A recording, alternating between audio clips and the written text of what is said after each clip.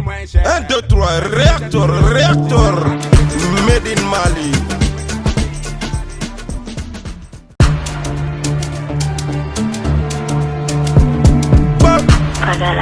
Réacteur by NBB, made in Mali. Green Label Mali.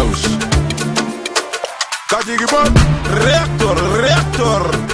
made in Mali. Réacteur Mali, boisson mon année nene. Réacteur qui réactivé, Kadigi Pop. 400 par an, fait moins cher. Engagé déjà différence, diseng anti-terrorista réacteur. Fais-moi mettre la pays, la réacteur. Abe Afiriki, Jamana Mouga réacteur. Aniti et mono 27 pays, oh 27 Alibourou, 27 pays, Nibitasa. Nibitasa.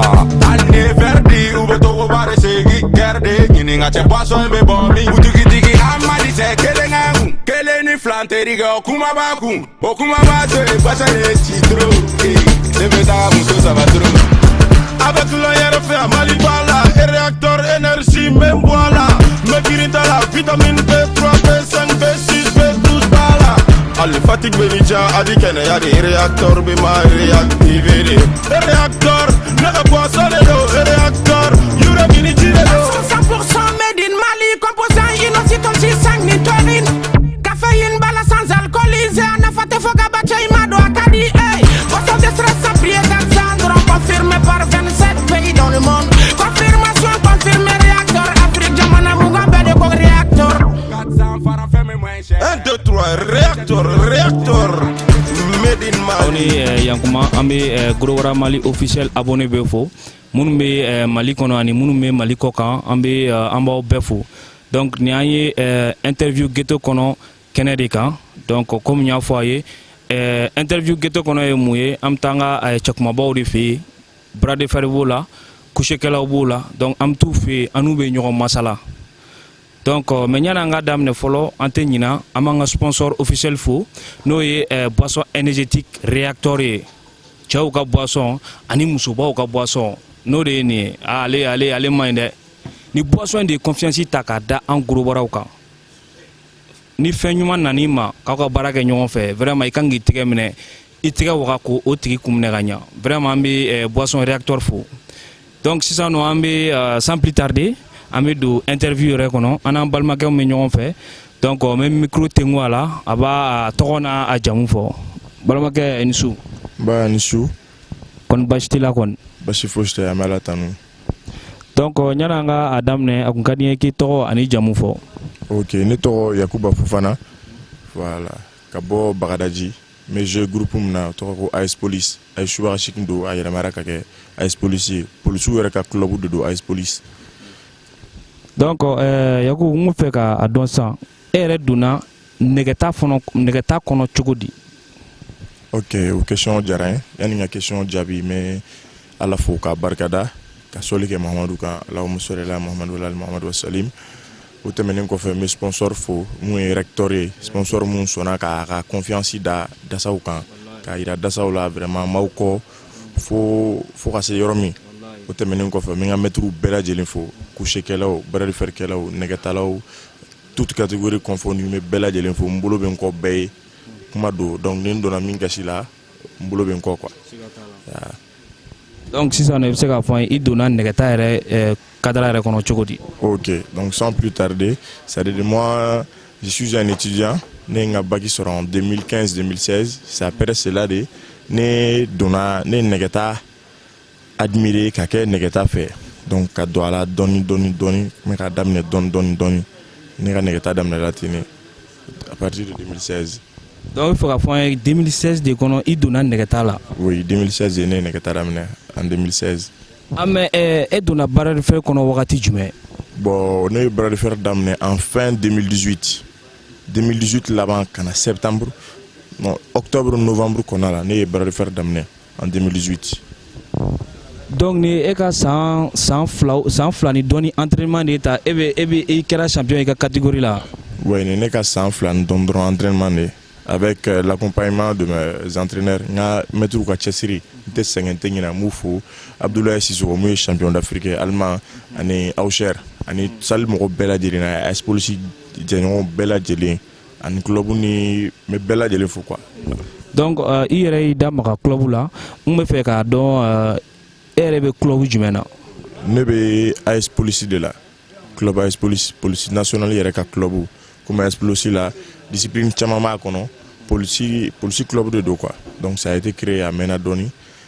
basket b'a kɔnɔ ballontan b'a la sport caman b'a la donc très récemment de u y'a initiative ta initiative bɔra an ka sergent chef Ibrahim de la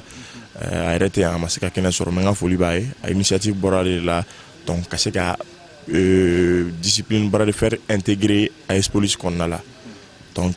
mais i ka n tɛ fɛ k'i ka kuma tigɛ dɛ mais e ko AS Police a ye tɔgɔ in ta k'a da AS Police de la ou bien kan bɛ polisiw yɛrɛ an ka tenitigiw de ma. ne kama an ka tenitigiw yɛrɛ de ma i n'a fɔ u b'a fɔ cogo la télé min na télé la cogo min na ko bon AS Police basketikɛlaw taara de Coupe d'Afrique ta u taara nin ta u taara nin ta donc u dara anw na de ka jɔnjɔn d'an kan ka an ka club AS Subagashi choisi ka kɛ AS Police ye donc au nom de toute la police nationale bɛɛ de tɔgɔ don wa tenitigi bɛɛ tɔgɔ don maliyɛn den bɛɛ fana tɔgɔ don donc n'a ka di mɔgɔ min fana ka intégrer la c'est pas difficile an ka président min mun ye Amadou Banga ye commissaire divisionnaire Amadou Banga an ka foli b'ale fana ye donc c'est à travers lui an ye club in créé ka officialiser ka fɛn bɛɛ kɛ. vraiment ni fana ye dabalibanko de ye n'a fɔra mɔgɔw tun bɛ an nɛgɛtala minnu kɛ bandiw ni vagabond ye n'a fɔra ko polisiw yɛrɛ tellement an ka ko jaru ye f'u k'an ta ka an dogo a club la vraiment o ye dabalibanko ye. sisan nɔ an bɛna don question minnu bɛ mɔgɔw la fɛn dɔɔni donc Yaku i b'a dɔn bras de fer kɛla caman filɛ nin ye u y'a daminɛ ghetto kɔnɔ ni n ko ghetto kɔnɔ a caman bɛ yen nɔ sebaba t'u ye mais mɔgɔw ko n'i y'a ye ko bɛɛ nɔgɔyara e bolo parce que e ni mɔgɔ caman ka condition tɛ kelen ye donc an bɛ se k'a fɔ i n'a fɔ wari de i lase i bɛ yɔrɔ min na e bɛ se ka mun de fɔ o ko la. o question ye vraiment a bɛ ne layɛlɛ yanni n ka question in jaabi barisa mɔgɔ si tɛ yen ko wari bɛ se k'i lase yɔrɔ la i yɛrɛ wɔsi tɛ se k'i lase yɔrɔ min na kɛrɛnkɛrɛnnenya bras de fer kɔnɔna la bɛɛ b'a dɔn i tɛ se ka wari di arbitre bɛɛ ma k'a k'i lapasser k'a k'i latɛmɛ match la i tɛ se ka wari di c'est à dire que arbitre ka staff ma k'olu k'i latɛmɛ an bɛ cogo min na tan an bɛ entraînement de kɛ yɛrɛ de kojugu an bɛ entraînement yɛrɛ de kɛ o de y'anw lase yan bi n'i y'a ye mɔgɔ caman bɛ kaba ne yɛrɛ la ko à partir de fin 2018 an bɛ se k'a fɔ 2019 daminɛ ka na se bi la an ye sera o yɔrɔ dɔ la an bɛ Ala fo ka barika la ni kira barika la ani an ka mɛtiriw bonya k'u barika la mɔgɔ dɔw bɛ olu ye bras de fer daminɛ san tan ni kɔ olu ma se yen wariko to ye o wariko to ye relation ko to ye n'i ye fɛn min kanu jɔn k'a da i ni kun kan k'a kɛ ni sɛbɛ ye i m'a kɛ ni bandiya ye i m'a kɛ ni kulonkɛ ye ka entraînement kɛ ka ɲɛ ka don k'i da ka sunɔgɔ ka ɲɛ ka wuli ka entraînement kɛ k'i sen bɔ manamana ko nin ko bɛɛ la i bɛ ɲɛ sɔrɔ o la o kɛra bras de fer o kɛra diɲɛ fɛn o fɛn i bɛ ɲɛ sɔrɔ ko kelen na donc k'a fɔ mɔgɔw ye k'a fɔ fanu ye k'a fɔ an layɛlikɛla bɛɛ lajɛlen ye fɛn fɛn b'a bila u kunna k'u Yaku donna bras de fer la 2018 2019 k'a tɔgɔ sɔrɔ mɔgɔw kan ta ou bien ka girin ka ko kɛ sisan ko wɛrɛ b'a la foyi t'a la dalu tɛ foyi tɛ ni baara min kɛ dɔrɔn i b'o tɔnɔ de sɔrɔ. donc i f'a fɔ ko baara ka baara de don. baara ka baara dɔrɔn de don entraînement dɔrɔn awɔ an AS Police mɔgɔ an bɛ entraînement min kɛ ka daminɛ n ka maître la Abdoulaye Sissoko Alima il est actuellement champion d'Afrique bɛɛ b'a dɔn a bɛ entraînement min kɛ. yani i da ka maga o yɔrɔnin na n bɛ fɛ ka i ɲininka fɔlɔ trophée joli de bɛ e yɛrɛ Yaku bolo i ye trophée joli de ta. bon depuis que n ka bras de fer daminɛ fin 2018 ka na se sisan ma n ye trophée caman ta trophée bɛɛ tɛ se ka kɛ médaille ye bɛɛ tɛ se ka kɛ saga ni fɛnw ye an donna an ye trophée caman ta n t'a dɔw yɛrɛ da dɔn donc trophée la attestation bɛ di wari an yɛrɛ enveloppe dama min ta o ka ca i tɛ se k'u bɛɛ compter donc club bɛ taa kuma dɔ la ka jouer mais n ka trophée laban n ye min ta sisan o kɛra saga de contre n ka maître yɛrɛ Kolo Kumaba voilà. donc k'a fɔ mɔgɔw ye an minnu bɛ mouvement kɔnɔ anw de bɛ se ka nin faamuya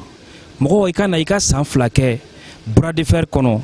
i ka champion baw tɛgɛ da i ka mɔgɔbaw tɛgɛ da an yɛrɛ bolo a ka bon hakili ma an bɛ se ka fɔ c'est comme c'est impossible quoi vraiment a ye kabako ko de kɛ donc sisan nɔ n bɛ segin i ka kuma in ma mɔgɔ jɔn kelen de bɛ k'e entraîner parce que nin bɛ ka bonya bɛɛ hakili ma quoi. bon mɔgɔ kelen tɛ ka ne entraîner pour que k'a f'i ye parce que u b'a fɔ cogo min na bolodengɔni kelen tɛ se ka bɛlɛ ta bolodengɔniw faralen ɲɔgɔn kan olu de bɛ se ka bɛlɛ ta waati min na ne ye AS Subagashi intégré yan'a ka kɛ bibi na AS Police ye ne ka maître a daminɛla Allemagne la Allemand ka bɔ Auxerre o bɛ Goldberg ani jigiba ninnu sali bɛɛ de jɛra k'i bolo di ɲɔgɔn ma k'a fɔ ko n'a ye nin cɛnin dɛmɛ courage min na n'a ye nin dɛmɛ a bɛ kɛ fɛn dɔ ye a bɛ kɛ don dɔ mɔgɔba dɔ ye ne tun bɛ bɔ an ka entraînement kɛyɔrɔ la parce que ne tun tɛ taa nɛgɛ ta an ka salle yɛrɛ la ne tun bɛ bɔ an ka entraînement yɔrɔ la ka bɔ école la ka bɔ entraînement yɔrɔ la ka taga Goldberg fɛ yen Dar Salam an tun bɛ taa technique kɛ yen technique travailler moi ne bɛ taa 22h an bɛ technique travailler entraînement kɛ ka fasaw labaara ka tabali kɛ fo 2h du matin n bɛ moto ta ka segin ka bɔ Dar Salam ka segin ka na Bagadaji ka na n da mɔgɔw caman ye lagosi caman b'a fɔ a bɛ tan i b'i yɛrɛ faga nin nɔfɛ bari faire kuntanko don ne ko non ne diɲɛ fɛn de don a ka di ne ye wa ne parents ye n soutenir a kan n'a fɔra u ye n soutenir u ma n soutenir wariko ni fɛnw mais u ye jɔnjɔn ta k'a da n kan u dara n na ko karisa ni nin de diyar'i ye manamana ko tɛ ko lankolon tɛ déjà il y a une fédération qui est là pour ça pour que ka activité régie ka ɲɛ donc u ye n dɛmɛ ni conseil ni ladon cogo ɲuman ye donc an tun bɛ taa entraînement de kɛ kuma la fo 2h du matin ka segin ka na so donc i sɛgɛnna fɛn min nɔfɛ n'i y'o sɔrɔ o man ka bali mɔgɔ la kɔ o man ka bali yɛrɛ la o bɛ se ka bali mɔgɔw la parce que i bɛ entraînement kɛ waati min na mɔgɔ minnu tɛ yen olu tɛ se k'a dɔn quoi. mɔgɔw ko ko i don kuma i donna ni Auxerre tɔgɔ de parce que à chaque fois an y'a jateminɛ n'i bɛ taa compétition kɛ yɔrɔ ninnu na Auxerre bɛ don ni dɔnkili mun ye i bɛ don n'o ye Auxerre tun bɛ kolonkisɛ ni fɛn minnu don a la i bɛ don n'o ye est ce que i bɛ se ka i ni Auxerre yɛrɛ ka relation ɲɛfɔ an ye aw donna ɲɔgɔn na cogo di. bon o ɲininkali diyara n ye ni Auxerre donna ɲɔgɔn na cogo min na a kɛra bari faire hukumu de kɔnɔna la ne y'a ye k'a kanu yanni n'a ka ɲɔgɔn dɔn yɛrɛ n y'a ye k'a kanu o kɔfɛ n taara don heureusement n'a taara bɛn club kelen ma a kɛra Allemand sababu ye parce que n donna club in na ka kɛ Allemand de sababu ye donc mɔgɔ min kanu b'i la déjà que ni n'o tilala ka na bɛn ɲɔgɔn ma ka ɲɔgɔn ye a bɛ fɛn caman nɔgɔya quoi wa ne ka idole tun y'ale yɛrɛ de bras de fer la parce que ale ye fɛn kɛ c'est vraiment cɛ bɛɛ tɛ se ka min ɲɔgɔn kɛ dɛ Auxerre de bras de fer da cɛw ye k'a diya musow ye k'a diya denmisɛnninw ye a bɛ taa a bɛ joie k'a la fair play b'a la hali n'a cira a dusu sumalen don a bɛ bɛɛ la apaiser k'a fɔ ko bi ale cira mais siɲɛ wɛrɛ ale bɛ se ka gagner donc hali kolonkisɛ don ni fɛn ninnu n'i bɛ kolonkisɛ fɛn fɛn ne kan na a bɛɛ Auxerre de ta ye ne b'a minɛ la de tiɲɛna vraiment a ka di n ye k'a don hali ni mɔgɔw ko k'u bɛ ɲinɛ Auxerre kɔ ne bɛ hakili lajigin e la parce que i ye ko kɛ Mali bras de fer la cɛ mun bɛɛ tɛ se ka min ɲɔgɔn kɛ i ye ko kɛ faut pas que mɔgɔw ka ɲinɛ i kɔ. i b'a dɔn Yaku e yɛrɛ ka donni mouvement Gros Bras la a kɛra dabaliba ye mɔgɔw bolo mɔgɔ dɔw bɛ to k'a fɔ n ye ko olu kɔrɔbayara ka ban est ce que san kelen san fila kɔnɔ olu bɛ se ka entraînement kɛ ka forme sɔrɔ ka don mouvement in kɔnɔ wa mais e dun ta y'a prévu ye mais olu mɔgɔ minnu bɛ k'a lajɛ i bɛ se ka mun de fɔ olu ye. wa ne bɛ se ka mun kelen f'u ye dɔrɔn o y'u ka courage ta n'i ye courage ta u b'a fɔ cogo min na ko timinandi bɛ si bɔ siyɛkili la i ye courage ta diɲɛ fɛn o fɛn kama ne bɛ entraînement daminɛ waati min na ne tun tɛ nin bɔ hali ni ne y'an ka promotionnel kɔrɔlen dɔw ye an ka ekɔliden kɔrɔ dɔw minnu mana nin u b'a fɔ ko non ko Yakuba k'i changera kojugu ko ma i ye furakisɛ ni sirop de ta ne b'a fɔ ko non ko ne m'olu ta ala ni kira barika la ne ye n ka entraînement kɛ k'a kɛ sɛbɛ yɛrɛ la ka maître ka conseil suit ka don ka taa n da ka entraînement kɛ entraînement sur entraînement ka tila ka min yɛrɛ ye ne favoriser kosɛbɛ o ye ni mɔgɔ y'i former mɔgɔ min ta bras de fer dɔn i bɛ mɛn duguma il faut que mɔgɔw k'o faamu fana mais ni Allemand y'i former Abdoulaye Sissoko Auxerre k'i former an ka club mɔgɔw k'i former non i bɛ kɛ belebele siga fosi t'a la siga fosi de t'a la mais a jateminɛ 2 ans seulement joueur kɔrɔbalen bɛ yen ou bien joueur tɔgɔtigiba jumɛn k'an ma tagama min kan ka tɛmɛ awɔ ala ni kira barika la kɔni. donc ɲani an ka don kow kɔnɔ an bɛ an ka sponsor fo an tɛ ɲinɛ an ka sponsor belebeleba kɔ n'o ye boisson énergétique réacteur ye réacteur de sɔnna ka confiance ta k'a da an Gros Bras kan ko Gros Bras aw bɛ fɛn o fɛn na an b'a la vraiment an bɛ réacteur fo o ko la kosɛbɛ an bɛ PIB Mali fo ani an bɛ Zol Prod fana fo kosɛbɛ ale sababuya la aw bɛ ka nin video ɲumanw n'a montage ɲuman ye ani an bɛ an balimakɛ Umar Jawara ale de bɛ kɛ direct la fana donc an b'ale fana fo kosɛbɛ. donc an bɛ segin ka na an ka cɛ kumaba ma Yaku i b'a dɔn fédération ye compétition ba dɔ organiser a premier kun kan ka a premier an bɛ se k'a fɔ a ye 500 de ta mais o compétition in na an y'a ye Yaku bɔra joona c'est vrai i ye mɔgɔ caman ta i ye mɔgɔ caman ci mais anana se quart de finale ni demi finale ma ibaro yoro la cɛbaw de bɛ dɔ yɔrɔ la mais a fɔra ki i cira yɔrɔ la kun jumɛn la i cira ka bɔ o la joona. Bon, mais à la fois il y a une question et répond. Je crois que j'ai une kera beye j'ai une ni mogom bena to ko kauba be ay Sénégal nga maîtrise do nga mogo boyanen do mogom do aben yere boyan ya donc match kera ka match sama na nere akilla la moko tsega nere chi o de bene kuna folo ya ne gata njo tabali yere kuna parce que ne ga maîtrise wen dege no idéal le yo de blane kuna yakuta i entraînement mke ani an technique mun yiri la ka an konnan jeli mki an sonon do yi an banenti ko ta be gagner tango moral bene kuna ka ban sulja ala ni gira ta ko fe itse ka ti sigi ta walla ki bene ci sportif mana ke chogo ya de o de ba o be jenatige ko be kono ibse ka ci match do la mais mo ka fam ko ne ci le mgara fédération ka le 28 j'ai été mené na sidi kunte ku ne kunte ka entraînement ke mais il y a eu une erreur d'arbitrage donc ne ko a signalé mais peut-être n'ont pas tenu compte drone de kundo sinon après 2 semaines après cela ne John Bata il y a eu des publications mon chama il y a clinata au fond mais je vais pas tenir compte quoi mes fédérations fou mais arbitre ou bef quoi alsa mais mi nous faire oui alsa ou arbitrage niveau un ka ta laje ka baraka alsa ka baraka kan parce que arbitrage il sera ça avec joueur ou yere fonyon son joueur be fakle ni bakle ni am bebe do dakle fait am beka bo dakle fait ne kolo ko ba ka kungobe ne yakubeta ne ne ka kungobe se ro ba beta ne to ka kungobe bebe ta en bête de kélé donc il faut pas que Karsa ni club Karsa ni club ou ka ça ou ka fara ɲɔgɔnya fitne do ɲɔgɔn cɛ quoi voilà yaku i ka kuma la i y'a fɔ ko i da magara arbitrage yɔrɔ la c'est vrai compétition caman la mɔgɔw da bɛ to ka maga arbitrage kuma la an bɛ fɛn min ɲini fédération fana fɛ o ka essayer ka arbitre ninnu ta k'u former ka ɲa parce que tuma dɔ la c'est vrai u bɛ se dɛ an b'u fo yɛrɛ de u ye compétition caman kɛ ka tɛmɛ mais jusqu'à présent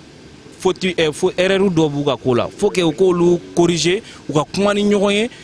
arbitre kana parti pris kɛ a kana na i n'a fɔ fédération kɛnɛ kan mɔgɔw y'a ye arbitre dɔ ye parti pris kɛ fédération y'a sanctionné maintenant a tɔgɔ fɔ donc an b'a ɲini fédération fɛ u ka essayer ka to ka erreur sugu ninnu éviter donc Yagu a fɔra an ye mɔgɔw y'a question in souligner kosɛbɛ ko cɛ kelen bɛ yen cɛ k'i bɛ siran o tigi ɲɛ dɛ non mɔgɔ de y'a fɔ a question bɛ yen a bɛ n ka siɲɛ 3 4 bɔ k'i bɛ siran a tigi ɲɛ o tigi tɔgɔ de ko Saka Zulu to e bɛ se ka mun de fɔ o ko la. o bɛ bɛɛ lajɛlen fo k'a barikada tuguni n bɛ segin ka na mɔgɔ minnu ye question in poseli diyara n ye kojugu parce que mɔgɔ baden de sigilen bɛ ka nin jeu in don kɔnɔ ala k'a don yira n na sija ni kɛnɛya kɔnɔna la bɛɛ sigilen don ka nin ko in kɔnɔ caman ko bɔ ne ye n ka barifɛri carrière kɛ ka daminɛ 2018 laban fo ka na se bi ma ni to ma deli ka jouer alors que an bɛ ɲɔgɔn sɔrɔ kɛnɛ caman kɔnɔ a kɛnɛ dɔw la a bɛ kubu ta kɛnɛ dɔw la ne yɛrɛ bɛ kubu ta a sigilen ɲɛna ne yɛrɛ sigilen ɲɛna. e fɛ ka fɔ ne depuis i ka carrière daminɛ ni to ma deli ka jouer. ma deli ka jouer fɔlɔ depuis n ka carrière daminɛ la bon mɔgɔ min don m'a apprécier kojugu m'a apprécier wa ka di n ye ne to bɛ jouer barifɛri kɛ yɔrɔ n'a moyen min ka taga n bɛ taa lajɛ Mali barifɛri kɔnɔ mɔgɔ 3 ou mɔgɔ 4 ɲɔgɔn olu de ka barifɛri ka di ne ni bɛɛ ta ye a fɔlɔfɔlɔ ye Allemand filanan ye Auxerre sabanan ye Toye. mais i ka admiration in t'a fɔ o ye k'a yira i sɔnna a y'i ci de wa ou bien i sɔnna a bɛ sila ka ba de wa ou bien o ye kanu dɔrɔn de. non an ma deli ka jouer n'i y'a ye mɔgɔ min y'i ci n'a delila ka jouer n'a ma deli ka jouer seulement dɔrɔn a ka jeu kɛcogo dusu b'a la n y'a kanu o tɛ n bali k'i ci dɛ. mais ni e yɛrɛ ɲininkara sa est ce que i bɛ se to la. ne tɛna kuma ka wasa parce que question dɔw bɛ yen n'i ko i b'o de fɔ a bɛna na kadiri wɛrɛ dayɛlɛ kadiri min ma se mais ko fanu bɛɛ k'a bulu kunna an layɛlibaga bɛɛ k'a bulu kunna ne ni to mana ɲɔgɔn sɔrɔ don o don ko bɛ kɛ dɛ a bɛ kɛ dɛ ko yaku bannen t'a yɛrɛ yaku tigɛlen t'a yɛrɛ la u b'a fɔ cogo min na ko denmisɛnninmuso sen ka di a tɛ sira caman don o t'anw ta yɛrɛ an ye denmisɛnninmuso min ye an y'an ka mɛtiriw bonya ka ko to mɛtiriw ta la donc o sababu yɛrɛ la an bɛ taga an bɛ gagner ani mɔgɔ mana bɛn toute catégorie confondue an bɛ bɛɛ bonya on respecte tout le monde mais tabali la c'est autre chose an b'i ci parce que an ye entraînement min kɛ ka technique min kɛ fo tɛ se k'o bali quoi entraînement tɛ nkalon tigɛ o soldiya voilà. Yaku i ka kuma la à chaque fois i ka kumaw bɛ gɛrɛ famille yɔrɔ la dɔɔni ne tun bɛ fɛ k'a dɔn i b'a dɔn an gorobara ninnu an ka ko tiɲɛnen don population ka sira fɛ kosɛbɛ o problème min ye o kun ye fɔlɔfɔlɔ lubari ko ni fɛn minnu nana ka bɔ Côte d'Ivoire ni ka na olu de ye mɔgɔw hakili fɛn i b'a dɔn an ma mandi quoi c'est vrai an ka personnalité t'o ye mais an ma mandi i m'a ye bon ne tun bɛ fɛ k'a dɔn e yɛrɛ ka famille y'a accepté cogo di. Bon, mais c'est que ala fo ka barikada tuguni question in diyara n ye kojugu parce que mɔgɔ caman bolo n'i ye nɛgɛ ta fɔlɔ k'i kɔgɔ k'i ye bandit de ye il faut que o mentalité ka bɔ mɔgɔw kunna.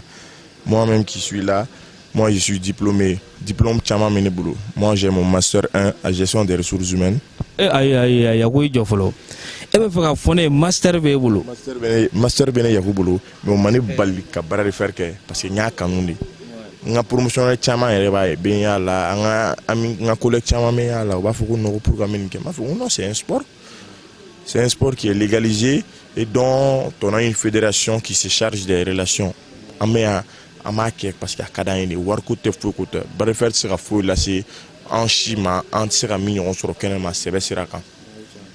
Donc en ce qui concerne ma famille ils m'ont toujours soutenu ne ka famille u y'a yira ne la comme quoi baara de faire tɛ kokolo ye manamana ko tɛ kɛlɛ funa a fɔlɔfɔlɔ kɛlɛ kuntan ninnu kan t'olu ma mais sisan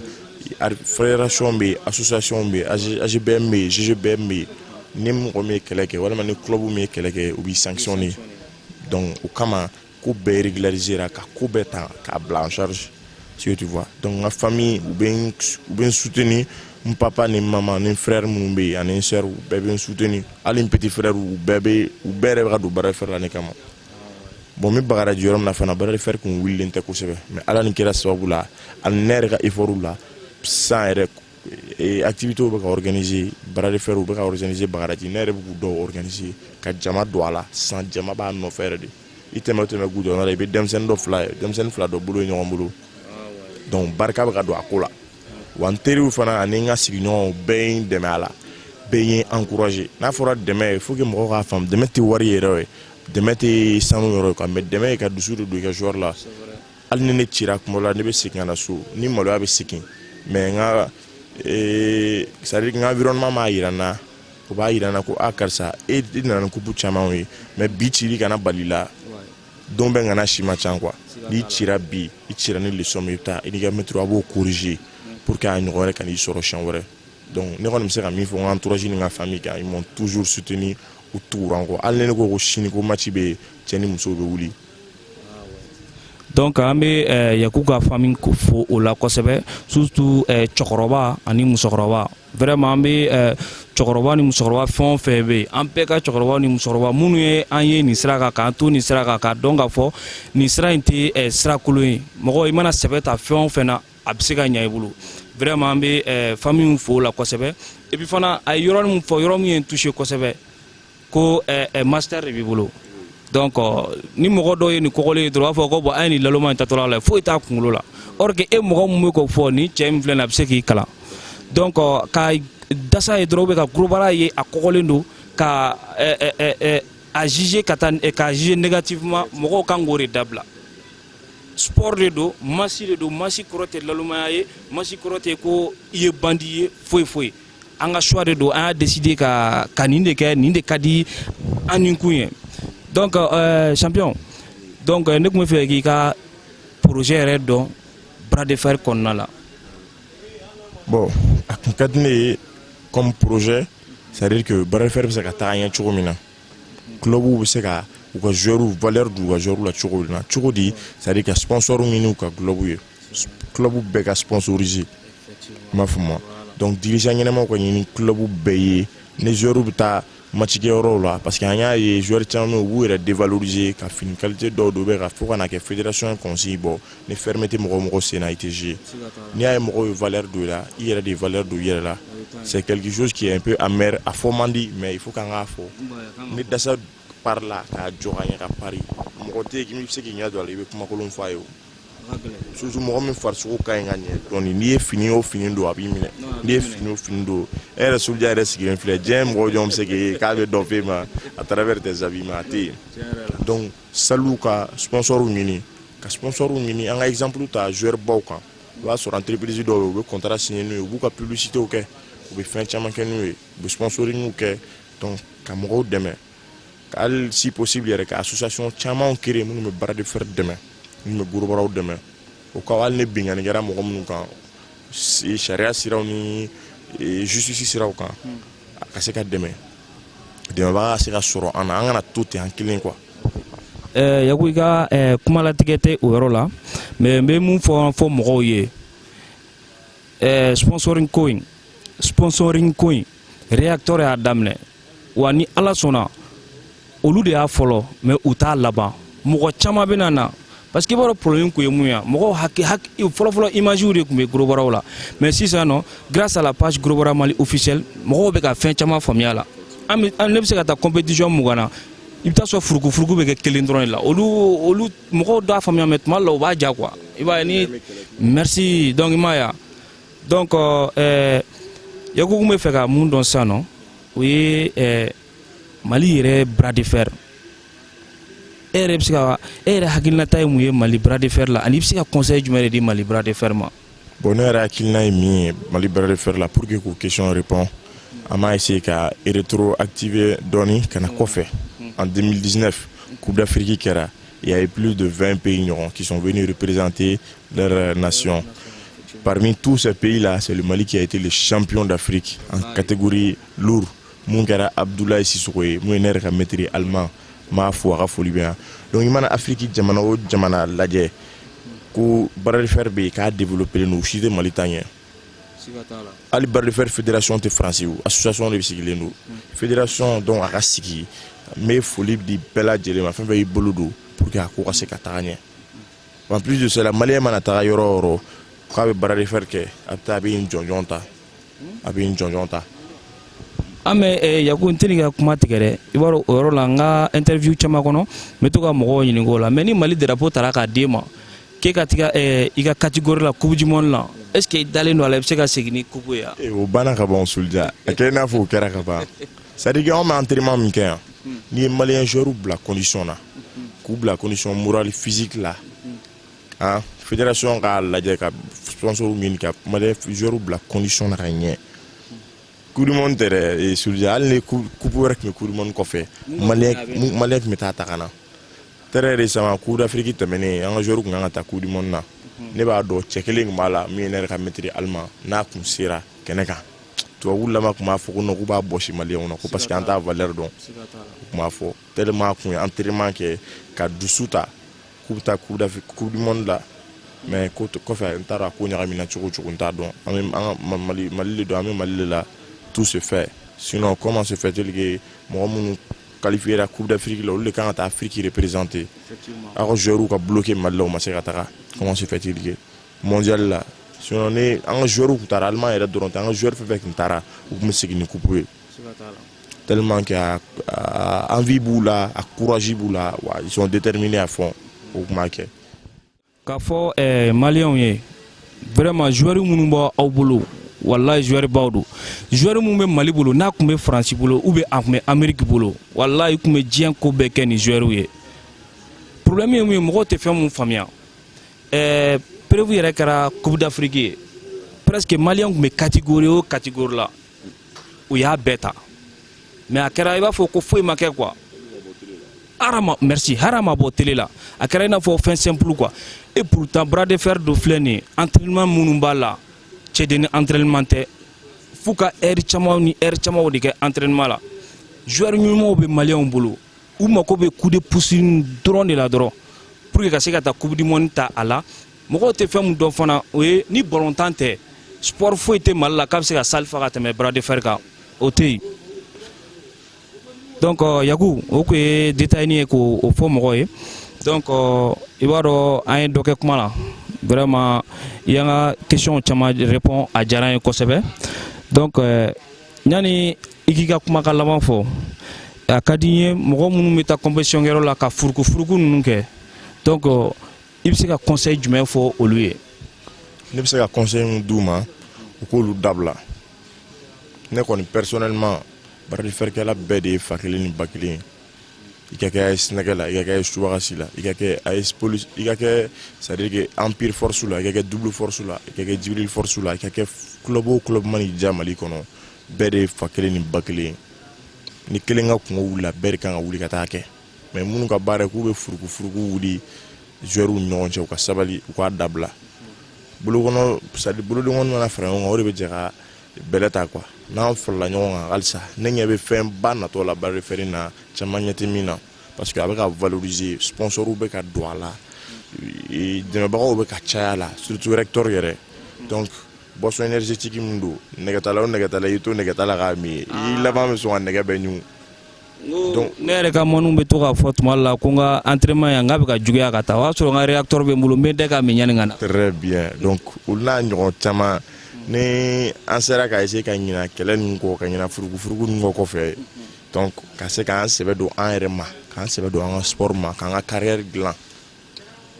salopard yɛrɛ ye min fɔ Bekayi Jawara n bɛ segin k'a fɔ a bɛ AS Nɛgɛ la Bekayi Jawara ka bɔ Medini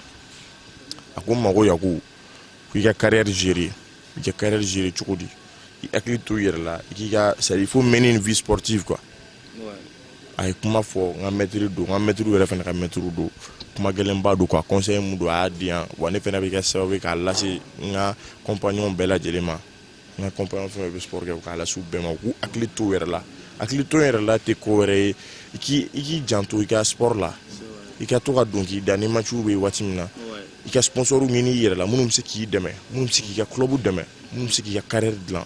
bibi na je prends l'exemple sur Fɛtɛ c'est un ami bibi na alhamdulillah n'i ye baarakɛla caman ta k'a lajɛ sponsor min bɛ Fɛtɛ bolo parrain ni marraine bɛɛ b'a bolo donc a ka activité mana wuli cogo cogo olu bɛ yen u b'a dɛmɛ dɛmɛbaga b'a la donc bɛɛ ka wuli k'olu dɔ ɲini man Bamakɔ falen bɛ jeune waritigiw ni n tɛna u tɔgɔ fɔ mais jeune waritigiw ni jeune talentueux caman na minnu bɛ se k'an dɛmɛ a ma fɔ i ka joueur bɛɛ parrainer mais au moins hali ni bɛ se ka club dɔ parrainer ka to ka kɛ u ka chaque sortie u bɛ bɔ n'i ka emblème u bɛ bɔ n'i ka publicité mais i b'i hakili t'u la sur le plan financier sur le plan physique contrepartie de don quoi. Voilà mais i ka kuma latigɛ tɛ mais i b'a dɔn sponsor wɛrɛw bɛ yen nɔ minnu tɛ boisson n'i y'a fɔra boisson énergétique kɔni tiɲɛ la réacteur o b'an bɔ walahi réacteur b'an bɔ mais i b'a dɔn sponsor wɛrɛw bɛ yen a bɛ se ka kɛ u dɔ bɛ nin interview lajɛ an ka kɛ sa sociétéw bɛɛ de bɛ nin caméra in na u bɛ e ɲɛkɔrɔ sa e bɛ se ka mun yɛrɛ de f'u ye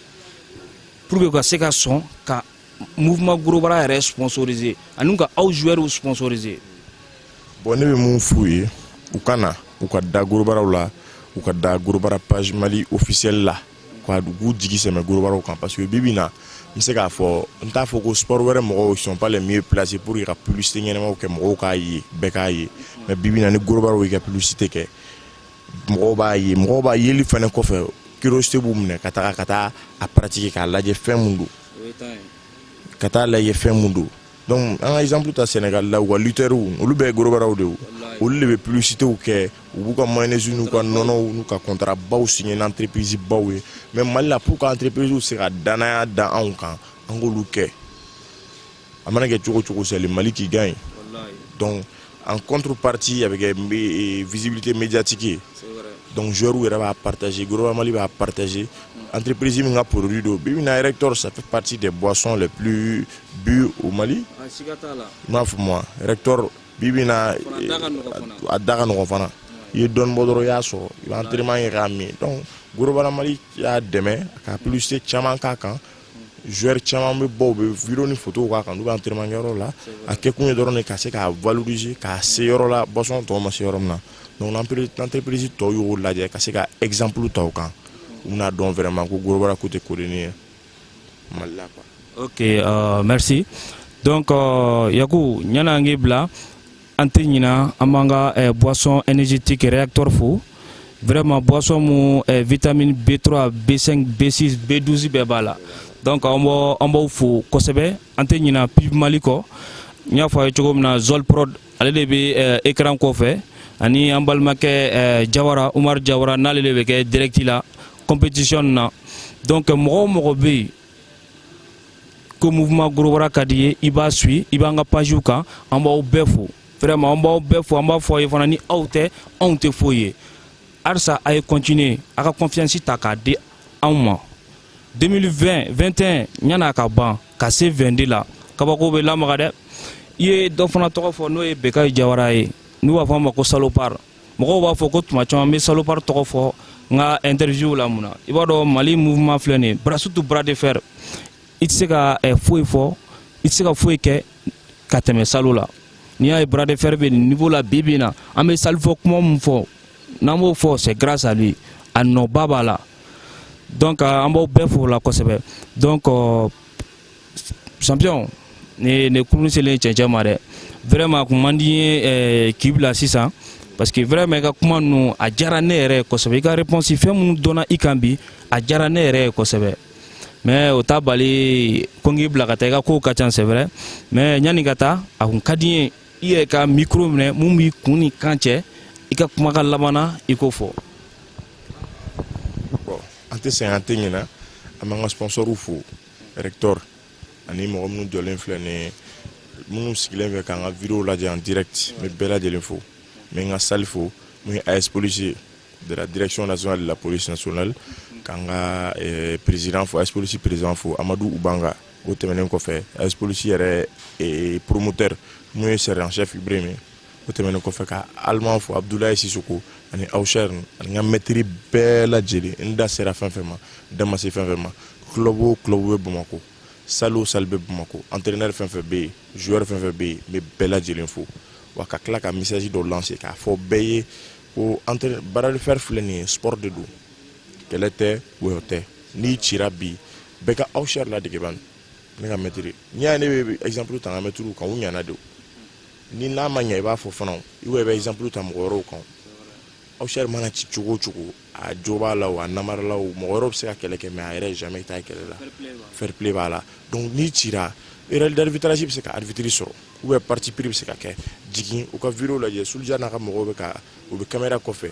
page Global Mali u bɛ k'a filmer i bɛ taa lajɛ donc ni revendication min kan ka kɛ décision min kan ka ta ka arbitre suspend ou bien ka match surseoir ka segin match kan o bɛ kɛ o tɛmɛnen kɔfɛ an bɛɛ lajɛlen bɛɛ ka entraînement kɛ an ka san 2 carrière in nin y'o dɔrɔn de ye Soulja m'o de fɔ ka yira maliyɛnw na nin ye san 2 dɔrɔn de ye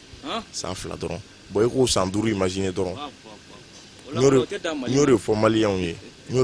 ye n ko barrière tɛ ne la barrière tɛ yen k'a fɔ ko obstacle dɔ bɛ yen sisan nin joueur kɛlen don ka ne ɲɛ gan ko nin ye ne ka obstacle o tɛ yen o banna pepe donc ni fɛn fɛn dalen don u k'a sigi ni min sigilen don ka wuli k'i jɔ AS polisi mɔgɔw bɛ ka bɔ ni fɛn dɔ ye sisan a bɛ kɛ mɔgɔw ɲɛna ko forçati mɔgɔw de bɛ ka wuli o donc kupu bɛ yen bɛɛ k'i pɛrɛn ayi ne yɛrɛ kelen tɛ o an ka joueur dogolenw bɛ yen i n'a fɔ kɛnɛkanda dɔw fana bɛ yen allemand bɛ yen u tɛ sɔn k'o lajɛ kuma bɛɛ parce que n'i y'o lajɛ yɛrɛ kupu yɛrɛ tɛ taa Mali yɛrɛ kɔnɔ bilen yɛrɛ hali ni kupu dara san kelen kɔfɛ i b'a sɛbɛn a kan dɔrɔn ko gagnant allemand i b'o sɛbɛn Abdoulaye Sissoko allemand bɛ yen Awcher bɛ yen Goldberg bɛ yen Jigiba bɛ yen ani an ka juniorw fana bɛ yen an kɛlen don ka denmisɛnnin camanba de dilan kɔfɛ olu la ne ko ma Soulja n ko y a beaucoup d'autres surprises à venir compétition des juniors catégorie junior olu caman dilannen b'an bolo an bɛ ka denmisɛnninw dilan k'a kɔnɔ donc jeu mana bɔ dɔrɔn an b'u lancer a kɔnɔna la donc joueur bɛɛ lajɛlen ka entraînement kɛ u k'a dɔn fana an sigilen tɛ dɛ ko Awcher ka kuma ko a bɛɛ dɔ b'a la u mana min y'a la a bɛɛ dɔ b'a la an kɔni bɛ entraînement kɛ an tɛ don maître si gasi la donc kuma don n'an kun donna mɔgɔ min gasi la an b'an kɔ an bolo b'an kɔ u ka yafa ma Ala kama kira yɛrɛ kama o tɛmɛnen kɔfɛ n bɛ Soulja yɛrɛ fo a n'a ka équipe bɛɛ lajɛlen ani page Global Mali halisa faites-nous confiance ni Ala sɔnna on va pas vous décevoir voilà je parle au nom de tous les Global du Mali donc on est ensemble quoi. donc nin kun y'an ye ani Yaku n'a bɛ fɔ ale ma ko AS polisi Yaku donc nin kun y'an n'ale interview ghetto kɔnɔ donc n b'a fɔ mɔgɔ tɔw fana ye minnu fana bɛ fɛ u ka interviewer tantɔ wari bɔ ko t'a la foyi t'a la n ka numéro bɛ yen page numéro bɛ yen 71 71 23 46 message ci ma WhatsApp la i k'i yɛrɛ fɔ n ye n bɛ fɛ n ka interview kɛ donc n'a sɔrɔ mɔgɔ wɛrɛw bɛ yen a bɛ planifier i ta bɛ kɛ don min na a bɛ kɛ o don quand même tant que ni e kɔni de wulila ka na page nɔfɛ k'i bɛ fɛ i ka interview ka kɛ a bɛ kɛ problème foyi tɛ k'a la réacteur ko ale prennen don ka an ka transport an ka fɛn o fɛn bɛ yen k'o de b'a o de tun an bali ka interview dumanw kɛ ka mɔgɔw lakodɔn ko o banna k'u b'an dɛmɛ a bɛɛ la